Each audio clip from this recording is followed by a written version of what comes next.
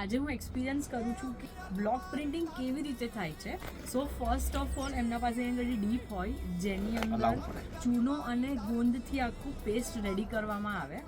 દેન આવી સ્ટેન્સિલ્સ હોય જેમાં તમને અલગ અલગ આવા ટાઈપના પેટર્ન્સ જોવા મળે છે. ઓલરેડી વુડનની ઉપર કાર્વ કરેલા હોય છે.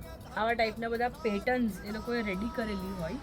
Then you have to put this stencil into this deep and એને ડીપ કર્યા પછી you have to just place it over that cloth only for one time. સૌથી પહેલાં આ પ્લેન ક્લોથ એ સ્ટેન્સિલથી આખું આવું પ્રિન્ટ થઈ જાય. લાસ્ટમાં જે મેઇન કલર છે you have to put it in and wash કર્યા પછી the last outcome comes is like this.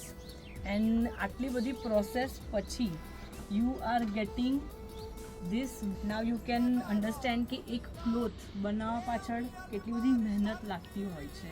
એક એવરી આર્ટ જે લોકો પોતાના દિલથી એની અંદર નાખે, લાઈક એમની એનર્જીઝ નાખે છે એ ટાઈપની. So this are the products outcome.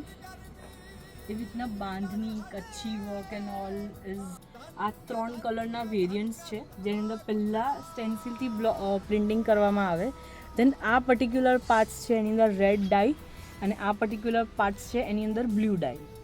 એવી રીતે 3 કલર વેરિયન્ટ્સનું બ્લોક પ્રિન્ટિંગ થાય છે આની અંદર.